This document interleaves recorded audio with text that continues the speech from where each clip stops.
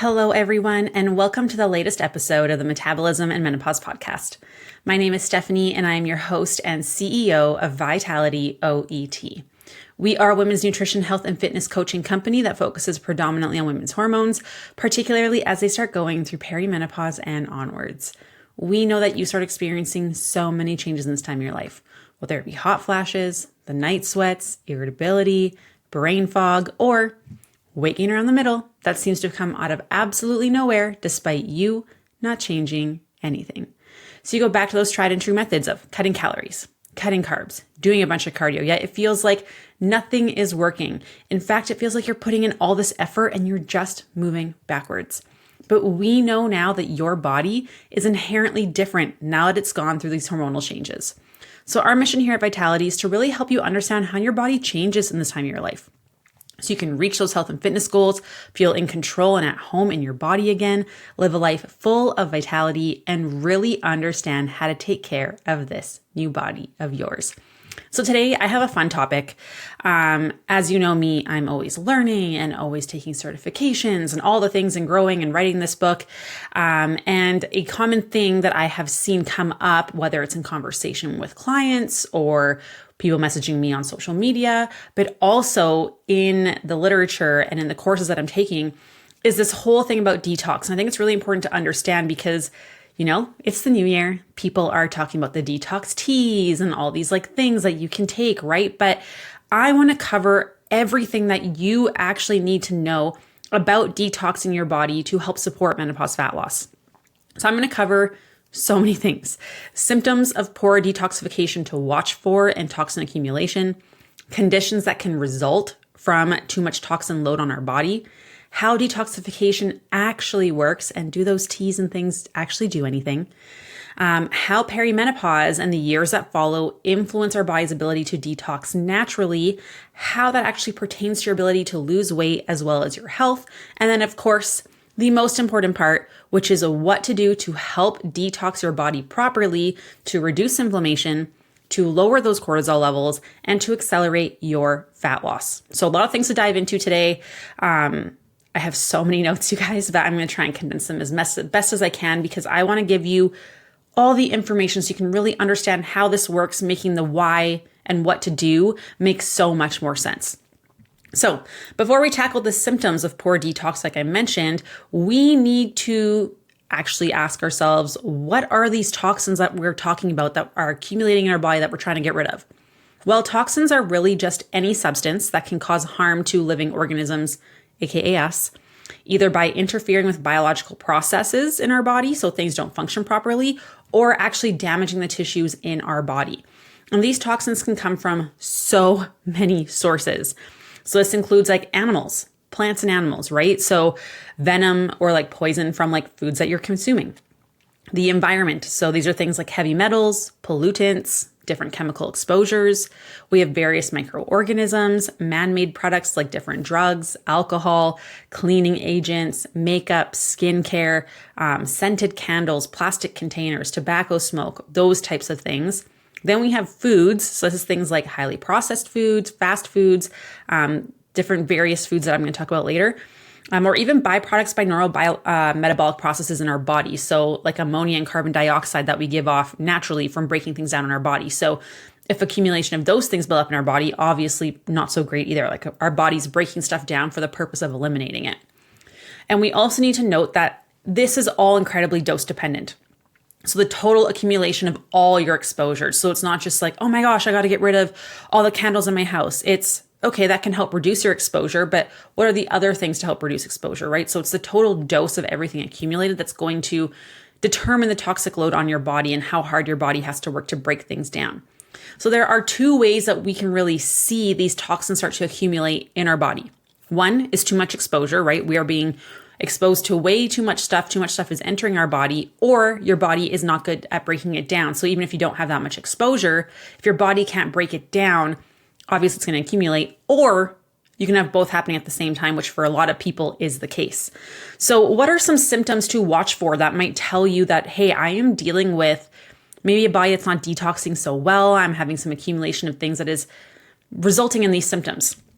So these are the things to watch for: low energy, poor sleep, depression, headaches, brain fog and memory issues, neurological issues like poor balance or tremors, high blood sugars, an inability to lose weight, infertility, food and chemical sensitivity. So we're talking about, if all of a sudden perfumes start to give you headaches or things like that, or maybe like certain soaps are very like irritating to your skin and that never used to happen before. And also muscle aches are another one. But funny enough, a lot of the things on that list, of course, sound a lot like the symptoms of perimenopause and menopause, right? We also know that when hormones start to decline, we start to see already those issues with poor sleep, poor energy, depression, headaches, brain fog, mood swings, poor blood sugar control, food sensitivities, inability to lose weight. And this is all because of how estrogen influences all those categories and areas in our body. So pairing that hormonal decline with a body that's not detoxing super well or is exposed to too many toxins in general can obviously make the symptoms that you're experiencing during perimenopause and menopause that much worse, which is going to make weight loss far more challenging. So here are some conditions that are associated with poor detoxing and toxin accumulation that you should be aware of. Allergies and asthma, diabetes, obesity, chemical sensitivities, fibromyalgia, fertility problems and birth defects, poor thyroid function and Hashimoto's, bone marrow cancers, chronic infections, autoimmune diseases like lupus and rheumatoid arthritis, PCOS, brain and neurological conditions. So I think at this point right now, just by listing off the symptoms, all the conditions that are associated with higher toxin exposure, you're like, okay, if my body's not so great at detoxing and I'm exposed to a lot, that's probably not a good thing. We can all agree on that. So what can I do to improve detoxing and limit my exposure? That's the question I'm sure you all have. But before I get there, I want to teach you how the body actually detoxes so the solutions I give you actually make sense, because otherwise you might be like, whatever, right? But if you can understand how detox is supposed to work in a healthy body, it will make sense why I'm giving you the suggestions and the application steps to detox, like why those would actually work for you. So in a healthy functioning body, this is how detox is supposed to happen. So 1, you are exposed to toxins either by your body producing it or, you're ingesting it, breathing it in. It's getting brought into your system through exposure on your skin, right? It's absorbed. And so it goes into your intestine, which unfortunately, most of us don't have super healthy intestines. We're all dealing with gut health issues these days, right? But these toxins and other poisons are either internally produced or externally consumed and make their way to the intestines. And what's supposed to happen is that your body can package it up and just poop it out, pee it out. Super easy, right? This is how our body gets rid of stuff. Whatever doesn't get excreted naturally through the intestines is going to be transported to your liver. So when you have a healthy gut, something that you need to know is that the amount of toxins that your body is going to produce is typically lower, because things are functioning the way that your body is supposed to. It can get rid of things, right? So most of the toxins just get excreted through urine or your poop. A very small amount is actually going to make it to your liver for the detoxing process.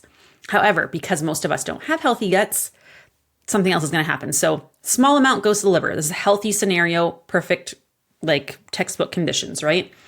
So then in a healthy liver, which a lot of us actually don't have, despite what we might think, these toxins that our body has not transported to the liver get transformed in phase 1 detox from a fat-soluble molecule. So these toxins are fat-soluble. We don't want that because it's harder to get rid of. Our body has a harder time breaking that down.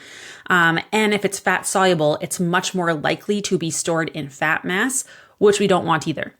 And so it turns in this phase 1 portion of detox, it turns that fat-soluble not good toxin into an intermediate compound that now it can actually bind to water better, because fat and water don't mix, right? Like if you put oil in water, they separate. This is very similar to what happens. So we need to turn during phase 1, that oil, that fat, that toxin into something that can actually combine with water. So that's step number 1 in phase 1 detox. Then we have phase number 2. Where now we have these less reactive, water-soluble new molecules. They can combine with water. So in phase 2, those new molecules actually combine with water. And it makes that entire compound now. So you went from oil to new substance that can mix with water to now a substance that has water attached to it. And that makes it more harmless. And it can actually be removed from our body. That's phase 2 detox. So phase 1, turn oil into something new. Phase 2, turn that new substance into a molecule with water. And then phase 3 is now that we have those new water soluble molecules, they can be removed from our body. So that's excretion, that's phase 3, and either through our kidneys with urine or through bile and feces through our intestines.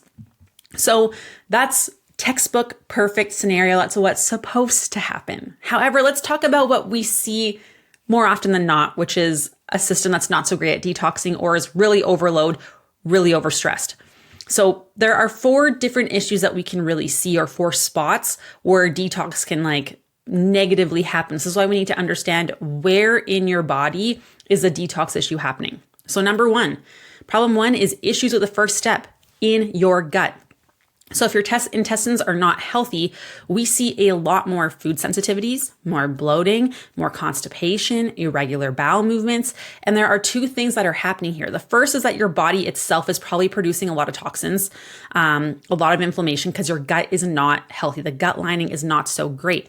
And the gut lining itself is very permeable. So what this means is if you think of your gut lining is like pantyhose. Okay, so your intestine is like pantyhose. You've cut it the 2 ends off, and there's very little holes, right? Like you can stretch it, but there's little holes. You can't really get things through there. What happens is you stretch and stretch and stretch that lining. It gets inflamed, and now the pantyhose has little holes in it. So now things can pass through the pantyhose, through your gut wall, into your body where it's not supposed to be. And that causes a lot of inflammation, that causes an increase in cortisol, and that's going to cause even more toxins and stress on your body. So it's going where it's not supposed to. And so if you've tuned in before, you know that inflammation and cortisol are 2 major drivers of stress in the body, 2 major drivers as to why you have poor blood sugar control, main drivers as to why you can't sleep, you have poor energy, your health is declining, higher stress levels in general, where now your liver is not functioning so great, gut health is getting worse, thyroid function is slowing down, hormone production is decreased, blood sugars get worse, poor energy, poor sleep, lots of cravings, and your metabolism slows down because of all those things, which means your body sucks at burning calories, making weight loss really challenging. So this is the first place where we see a lot of issues where, our gut in itself is not in a good state. So this means unlike a healthy intestine where most of the toxins can actually be packaged up in your intestines and peed or pooped out, right? What happens is a lot of it's being absorbed by your body, passing through the intestinal wall. And that takes a lot of work for your body to deal with. It's a high stress response. And your body's immune system's always firing. Your inflammation's a constant, low-grade inflammation, which means your immune system's always trying to fight these things that's coming through your gut. So now instead of having most of your toxin just being excreted naturally, you have a lot more passing through your gut lining and a lot more going to your liver. So that's problem number 1 where detox can go wrong. So number 2, you could have an issue with phase 1 detox. This was turning the oil into something different that can bind with water. So these toxins get to the liver. There's a lot more toxins potentially going there because your gut health isn't great, right? Or your gut health is fine, but we still have an issue here. So the toxins make their way to the liver, but they're not completely detoxified. This is, again, turning that oil into something that can actually mix with water. So why don't they get transformed? Why don't they change? Well, there's a number of reasons. For example, we don't have enough of the things required that actually do the process. So this is things like zinc, copper, magnesium, B vitamins, vitamins A, C, and E, or glutathione. Or there's just so many toxins in the liver and so much toxins in your body, so much exposure to the gut that's not healthy, or a lot of stress on your body that the liver in general just can't keep up. Right? So what happens if your body can't detox well? What if we aren't converting these things? Well, simply you will have a ton of other reactions happening in your body instead because your body's trying to get rid of it, right? So what happens is you have the other reactions that happen instead of turning that oil into something that can mix with water. what happens is you have other reactions to try and break it down, which result in free radicals. And if you head back to 4 episodes ago where I talked about 4 categories as to why you can't lose weight, we talked about oxidative stress. And this is one of those issues. When we have more free radicals in our body, these byproducts from trying to break down toxins, when our detox phase 1 isn't working well, we have more oxidative stress. When we have more oxidative stress, we see a lot of cell damage, and that increases your risks of cardiovascular disease, diabetes, cancer, and neurological disorders, along with accelerated aging. So skin doesn't look so good, hair's not so good, more wrinkles, more inflammation, more cortisol dysregulation, and even more weight gain and resistance to weight loss. So we don't want that. So just by having, even if you have a healthy gut, if phase 1 detox isn't working well, you're going to struggle and you're going to see accelerated aging and a lot of trouble with metabolism, and a lot of cell damage in your body, which can lead to cancers, which we do not want, right? Then we have the potential issue with phase 2, because maybe gut health is good. Maybe phase 1 is great, but phase 2, if we can't combine those new molecules with water, our body can't get rid of it. So you might have some of those compounds of the oil, right? The fat toxins that might have been able to turn into something that can bind with water. So to get rid of them, we need to actually combine them. And that helps neutralize the toxin. That's what makes it not harmful to our body anymore. And so you need glutamic acid, you need glycine, taurine, arginine, methionine, like so many things. And a lot of those are amino acids. What are amino acids? Proteins. They are the building blocks of all cells. So if you aren't getting enough protein, you aren't going to be able to bind these new molecules to water to make them no longer harmful to your body. You also need sulfur, you also need zinc, you also need manganese. So if you don't have enough protein in your diet, you literally cannot detoxify your body. You cannot do it.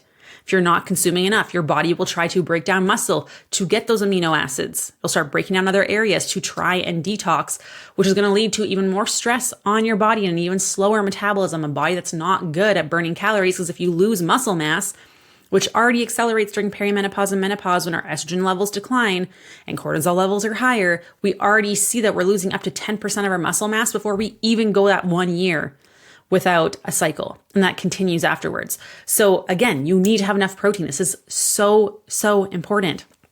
And so if you don't have enough of those amino acids, those toxins just continue to accumulate in our body because they cannot bind with water. Our body physically cannot do that.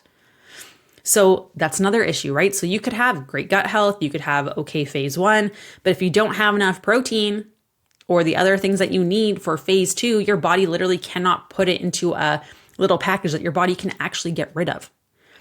So again, very, very, very important that you understand these things. And then we have problem 4, which is excretion. Let's say your body can actually package up these things into something that your body can get rid of. But if you are too dehydrated that you're not going to the bathroom regularly, you can't get rid of them through urine, right? If you are someone who struggles with bowel movements and you're not going 1 to 3 times per day, those molecules will actually just get reabsorbed in our intestines and colon because they're sitting there for too long. Which then, if your body is struggling with your gut already, if you're struggling with phase 1, phase 2, like you're going through that process again, which is even more work on your body. You're just struggling. And then we also have to think about some other nutrients as well when we're talking about detoxification and this whole process, that if we are low on, we're still going to struggle with toxicity. We're still going to struggle with inflammation, oxidative stress, cortisol, all the things that are driving our menopausal symptoms to be worse, our weight gain to be worse, our health to be worse.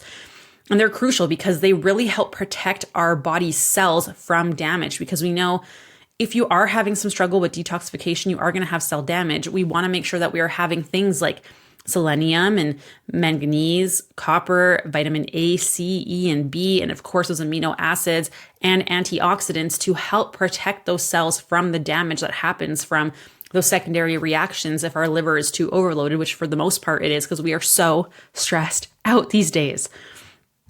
So as you can see, there are a lot of nutrients and a lot of steps in order to be able to detox properly. And there's multiple places that could be preventing you from being able to do that appropriately.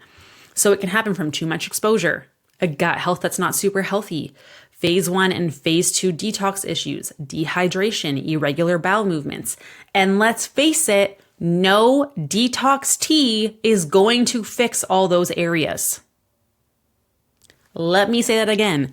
No detox tea is going to magically heal your gut lining, address your phase 1 and phase 2 issues as to why you can't detox and change those toxins, address dehydration, address irregular bowel movements. There is no tea. There is no pill. Okay? And it's also important to note that that's not the only thing that can prevent you from detoxing. That's just like the structural things, like the main process. Because you see, our body is constantly working to detox all day, all night, every day, and every night for the rest of your entire life. It is constantly detoxing your body. That is its role. But we see things like stress, poor diet, nutrient deficiencies, processed foods, excess added sugars, caffeine, and the overall buildup of toxins from exposure and high body fat percentage that stores those toxins in your body can really negatively impact the detoxification process because there's too much stress and load on the body and the liver. Again, no tea is going to help you with that. And your body can be stressed from so many things. You know this if you've been listening to my podcast, you know. Under eating, huge stress on the body, drives cortisol up. Having multiple diet attempts, yo-yo dieting, chronic dieting, dieting for too long, over-exercising, poor sleep, cutting out your carbohydrates, skipping meals, fasting, dehydration, constipation, eating highly processed foods, and this includes the low-carb breads, the keto pancakes, all of those things, the protein bars, the protein powders. And what ends up happening is we also have financial stress and relationship stress, and we have deadlines at work, and we're dealing with grief, and we're dealing with trauma and rushing around and all the screens and the doom scrolling. That is all stress, and your body perceives it as that. Regardless if you think that you're handling it fine, your body is stressed out. And when there's too much stress on your body cannot detox properly because there is too much burden on your system. We see too much inflammation. We see too much cortisol. Guess what? Those two things alone destroy your gut health, will really make you struggle with your detoxification processes. It slows down digestion. It slows down your hormone production even more. We see that our liver function slows down as well, which leads to more toxin buildup in the long run. So the very things that you think that you are doing to help improve your fat loss, to improve your health, can actually be more detrimental to your health in the long run. And this is why understanding how your body works and where your body is at today is so crucial for your success of tomorrow. So now that all of that makes sense, we also need to dive into the hormones piece because, of course, perimenopause and menopause and the changes in estrogen are, of course, going to impact our body's ability to be able to get rid of toxins and our liver function. So let's talk about that. Estrogen influences your liver's metabolic and detoxification activities in several ways. So the first one is regulation of detoxification enzymes. So estrogen is actually going to affect the expression and activity of the enzymes required for the phase 1 and phase 2 detoxification. So that's turning that oil into something that can bind with water and then the actual binding of that molecule with water so it can leave your body. Estrogen actually has an influence over the enzymes that are responsible for doing those roles. So when estrogen declines, we can actually see that there is dysregulation in that pathway. So we can see that it's not happening as efficiently. Then we have the antioxidant effect. Estrogen has antioxidant properties that help the liver from oxidative stress caused by those free radicals that are caused during detoxification. So remember how I said some of those toxins our body will break down through different mechanisms, and then that will lead to free radicals, which leads to oxidative stress, which equals cell damage in the long run. Estrogen is an antioxidant, has antioxidant properties and decreases inflammation. So it can actually help protect our body from the damage that we can experience from that.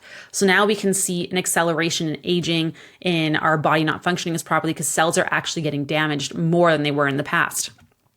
And then we also have bile production. So estrogen helps support bile flow, and bile is super important for being able to break down fat, to help break down those fat soluble toxins as well as estrogen metabolites. So when estrogen level starts to come down, we see that we really struggle with those processes, which is so crucial for our body to be able to break down and get rid of these toxins. Now talking about the impact of phase 1 detoxification in particular. So that's the one where we're turning that oil, that fat substance, into something that can actually bind with water. It involves cytochrome P4,5,50 enzymes that metabolize toxins, hormones, including estrogen, and other substances. When estrogen levels decline, it can really disrupt these processes in this phase in particular. So because estrogen enhances the expression of certain cytochrome P450 enzymes, when it decreases, the activity of those enzymes can also slow down, which means things aren't getting broken down as effectively or as much. Same with like not breaking down medications as well, not breaking down hormones as well, which can lead to potentially like estrogen dominance, even though estrogen is low because it's not breaking it down quick enough compared to progesterone. We want to keep those two balanced, which can lead to hormonal imbalances and belly fat accumulation as well. And then we also see the imbalance of reactive intermediates. So we know that the intermediate products of phase 1, so when it's turning that fat into something that can actually bind with oil, we can see the byproducts of that, things they pull off, can be really reactive and toxic to our body. And without estrogen's antioxidant support, those intermediates can absolutely accumulate in our body, increasing that oxidative stress and that cellular damage, which again, we don't want. Then with phase 2, the actual combining of the intermediate with water to help neutralize it, there is something called methylation, and estrogen really helps support methylation, which is required to neutralize estrogen metabolites and other toxins in our body. So low estrogen levels can impair that process. Again, it can lead to the buildup of those harmful toxins and increase damage to our DNA, increase our cancer risk, and then we're just not getting rid of toxins as well. And so then we know that there are also pathways for toxin bile excretion. So again, that's going to slow down fat breakdown in that phase 2 process. And then there's also sulfation, which is critical for detoxifying hormones and drugs. Low estrogen can reduce in low sulfation efficacy, efficiency, so how good it is at that, which again can just result in this clearance. So you might not be exposing yourself to more toxins, but just a lack of estrogen can actually slow down how good our body breaks down those toxins, leading to an accumulation. Because now it's like we have a tiny little clog in the bathroom drain and the tub is starting to fill up quicker than it can drain. Even though they didn't change how much water is being dumped in from that faucet, just having that little bit of change, that clog in the drain, is going to slow down how quickly that bathtub empties. And now there's a disproportionate ratio. So now you see more accumulation in that bathtub, which eventually will overflow. So then we have that increased oxidative stress. Again, we do not want that. That is massive. But we also have something that we want to talk about in terms of cholesterol and lipid metabolism. So estrogen actually helps regulate lipid metabolism in the liver. So that means actually breaking down fats in our body. So what happens is we see altered cholesterol metabolism, which can increase the risk of fatty liver disease and impair detoxification of those fat-soluble toxins as well. So that's really important to note because we know when estrogen declines, we are at a higher risk of developing higher cortisol or cholesterol levels as well. Declining progesterone levels are also going to further compound the problem of reducing that bile flow for breakdown of fat. And it's going to oppose estrogen's protective effect on the liver. So as both those decline, we're going to see more stress there. And we also see elevated cortisol levels in menopause all the time because when estrogen and progesterone start to decline, you could handle a 9 out of 10 before you would see blood sugar start to take a hit, energy get worse, sleep get worse, gut health slow down, liver health take a hit, thyroid function slow down. But now it only takes a 5 out of 10. So then it makes it a lot easier for our cortisol levels, our stress hormone, to rise. So you didn't change anything, but internally, what your body can handle has decreased. So it's a lot easier to see those cortisol levels rise. And that increases your liver's detoxification workload because the liver is also responsible for trying to break down cortisol in your body. So if you are high stress, it's going to increase the work your liver has to do, which is going to increase the toxin buildup in your body, leading to all the negative things that we talked about. This is why understanding stress and the impact on our body is so crucial. And again, that can lead to more hormonal imbalances as well, because hormones are getting broken down in the rate that they should be. Toxin accumulation can lead to all the side effects that we talked about. And of course, the chronic diseases as well that are associated with impaired liver function. And some of those are like the non-alcoholic fatty liver disease, the cardiovascular disease, certain cancers like breast or uterine cancer.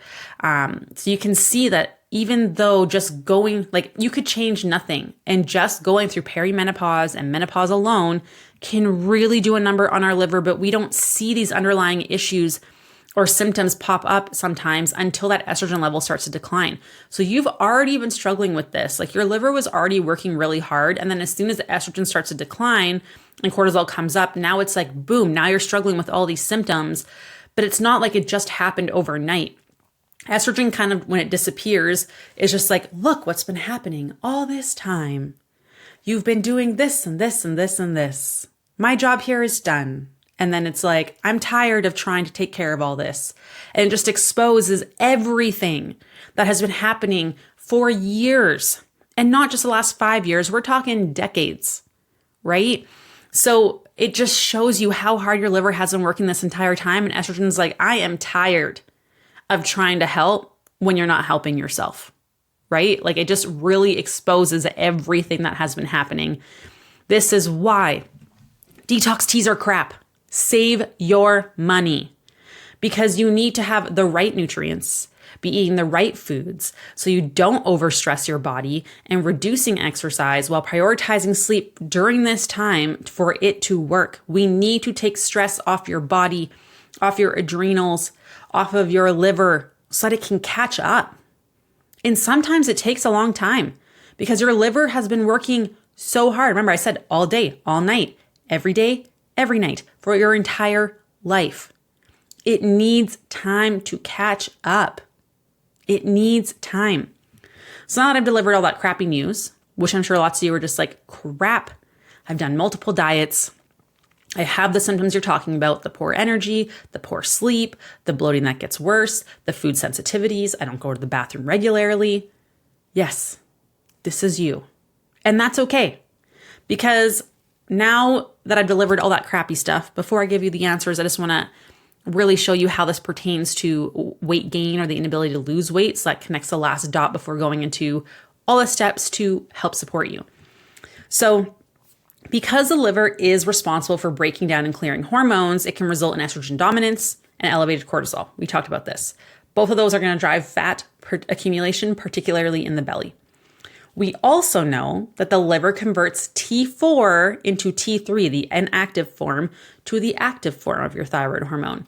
And if there is not enough conversion, we see a slower metabolism, which means your body sucks at burning calories, making weight loss harder and weight gain easier. So poor liver health can be part of the problem as to why you're having thyroid functions and struggling to lose weight. The liver plays a huge role in maintaining your blood sugar, which we know gets worse when estrogen declines. So what we see is that when detox pathways are impaired, or it's not working as great, or they're really clogged up, right? We have a lot of toxic load. The liver can really struggle to also store and release glycogen properly, which can lead to even more erratic blood sugars, which can lead to poor energy, poor sleep, higher cortisol levels, insulin resistance, and of course, your belly fat. We see an increased toxic burden and fat storage. So what that means is if your liver can't break it down and get rid of toxins, it needs to go somewhere. And where does it want to go? Well, they're fat soluble. It means they are stored in fat. So guess where it goes? To fat, right? Because our body is doing that to try and protect it from the toxins going to our organs and damaging our organs. So it's like, let's just store it somewhere else. It's stored as fat, right? But when toxins are in our fat cells, it can actually interfere with the ability of our body to break down that fat, making it harder to lose. So our body is storing toxins in fat because it doesn't want to negatively affect our organs, but toxins change this biological processes in your body. Remember, that was one of the things I talked about at the very beginning.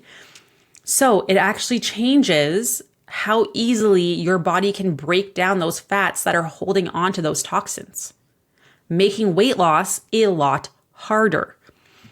We also know the liver produces bile, which is essential for breaking down and absorbing dietary fats and fat-soluble vitamins. And when the liver is struggling, it reduces bile production, and as well as bile flow, which leads to a bigger struggle in trying to digest and break down fat. And since your body struggles to break down fat, it just ends up storing it instead.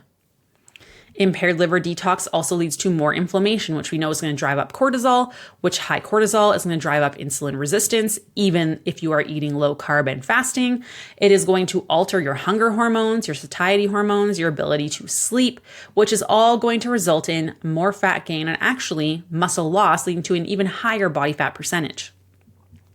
It can lead to non-alcoholic fatty liver disease, where fat accumulates in your liver cells itself.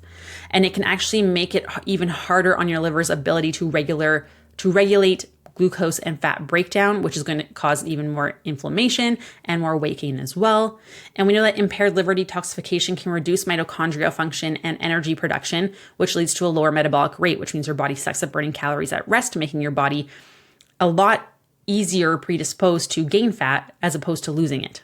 So now we know what toxins are, how accumulation can lead to fat gain or weight loss resistance, poor detox and toxin overload symptoms to watch for, how it can be detrimental to our health, and how hormones actually play a massive role in how our liver functions and our detox abilities.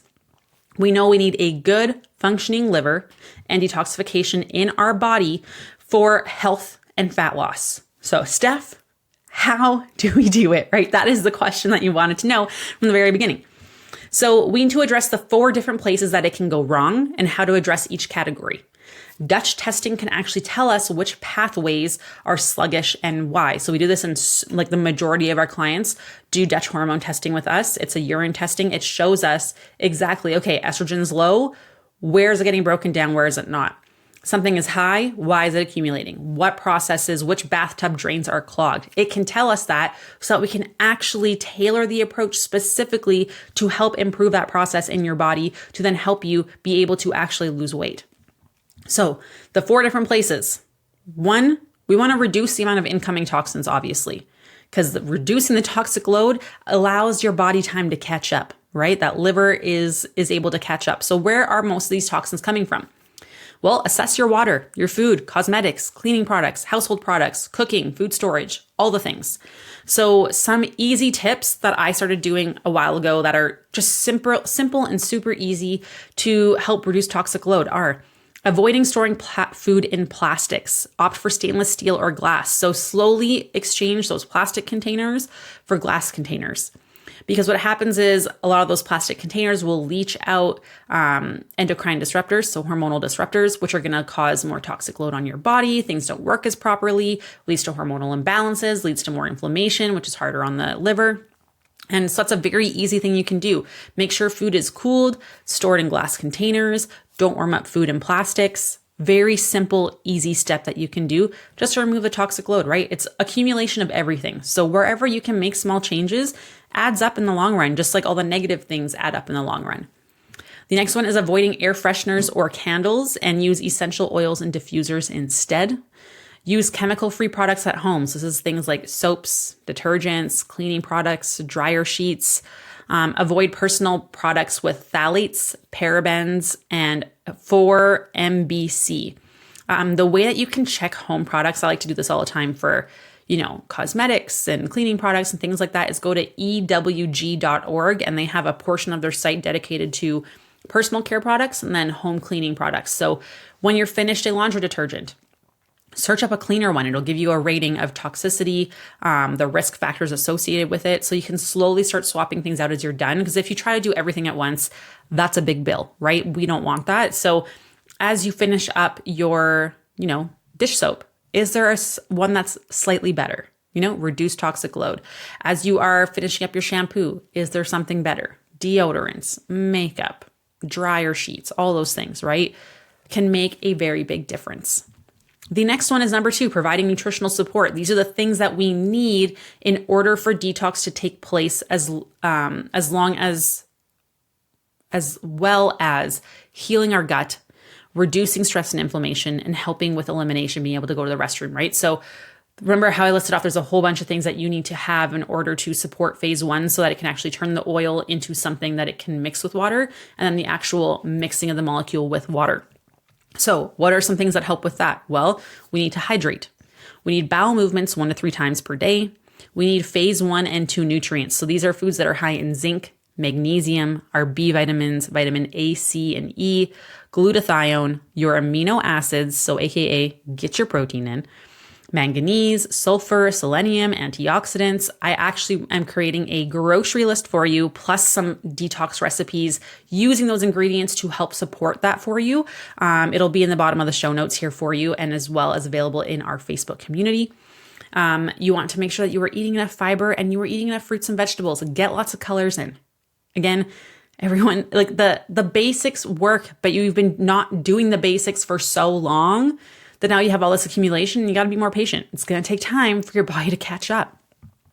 The third thing is reducing overall stress on your body. This means eating enough food. Under eating is a stress on your body. You can eat super clean if you're eating low calorie. That's a stress on your body.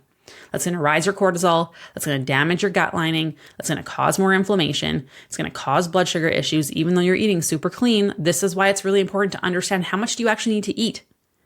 If you don't know that, book a consultation call with us. We do that for you for free. You want to reduce overall stress of the body by making sure you don't cut out carbs, because carbohydrates lower cortisol. If you're not getting enough carbohydrates in, stress hormones go up. Again, not what you want. Avoid alcohol. Alcohol is a toxin. There is no nutritional benefits to alcohol. If you want to have some, fine. That's your choice and you can do that. But then you need to be aware of how this is impacting your liver, in that it prioritizes getting rid of alcohol first. It's a huge stress. So then it's not worrying about anything else going on in your body. And so it's prioritizing getting rid of that first. Limiting caffeine, getting enough sleep, having a bedtime snack before bed can make a massive difference for your sleep.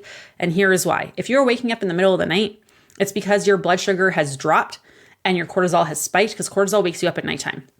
So by having a bedtime snack of a carb with a fat or protein will do 2 things. 1, the carbohydrate lowers cortisol. When cortisol goes down, we see melatonin, our sleeping hormone, go up. This is good. This will help us fall asleep. It's also an antioxidant and very important for your health to help protect you from oxidative stress, right? Avoiding that cellular damage from the oxidative stress from free radicals that we see in our body. Then the fat or protein paired with your carbohydrate stabilizes your blood sugar. So don't see as high of a rise. It's a very low rise, and then it maintains. So you don't see this massive blood sugar drop and then this massive blood sugar spike, this massive cortisol spike, which will then wake you up. So if you're waking up between 1 and 4 a.m., have a bedtime snack of a carb and a protein. So this can be like popcorn and a piece of cheese or a turkey pepperoni stick. This can be oatmeal with some protein milk. This can be a protein ball or protein bite, those energy bites with like oatmeal and nut butter. You can have toast with peanut butter. That's my favorite one, whole grain bread. So many options. Making sure that you're limiting highly processed packaged foods. This includes your protein bars, your protein powders, because those have a lot of fake fibers, fake alcohol, sugars, all of those things that are going to be pro-inflammatory. So if you're someone who's already dealing with these issues, it can actually make them worse. Balancing your blood sugars. So we talked about how you need carbs because that helps keep your cortisol in check. So you need to eat them in the right order, which means you're never having carbs by its own, even if fruit on its own, we're never doing that. What you want to do is you want to have most of your protein or veggies first before dipping into your carbs. You're having pasta, sweet. Have a starter Caesar salad or salad of some sort, and then make sure there's protein in your pasta. Easy peasy. If you are having a sandwich, have some veggies and dip first. If you are having a soup, like that has a lot of carbohydrates in it, just have some veggies, have a starter salad, maybe have a hard-boiled egg before, maybe you're having some cheese before, whatever that looks like, to help slow down digestion. Because what happens is carbs typically break down pretty easily. So it empties your stomach more quickly, which means sugar spikes and drops, as your body can access those sugars a lot more quickly. If you're having veggies beforehand, protein beforehand, or anything with high fiber, that will help slow the emptying of your stomach so you're not seeing a giant spike in your sugars. So eating in the right order and then eating every 4 to 5 hours a balanced meal that has your veggies, your protein, and your carbs makes a huge difference.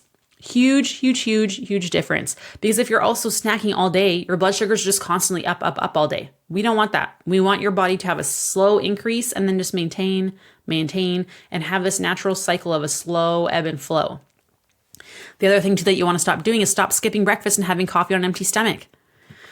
In the morning, your stress hormones are the highest. We want to bring them down as the day goes on.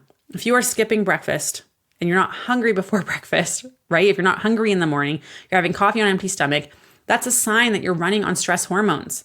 Eating food lowers your cortisol levels. So have a balanced breakfast with at least 25 grams of protein. And what this does is that, because if cortisol stays up, your blood sugar will end up spiking, because even if in the absence of food, because what happens is if cortisol is high, your body goes, oh, I need energy. I'm in a stress state, even if you're not, right? Even if you don't feel like you are, this is happening regardless of whatever you're thinking. Cortisol goes up. So then your body's like, I need energy. Cortisol triggers your body to break down muscle mass, take it to your liver, turn it into energy, or tells your liver to start breaking down things that it's stored in itself to put sugar into the bloodstream in the absence of food. So you have a blood sugar spike. This is what happens.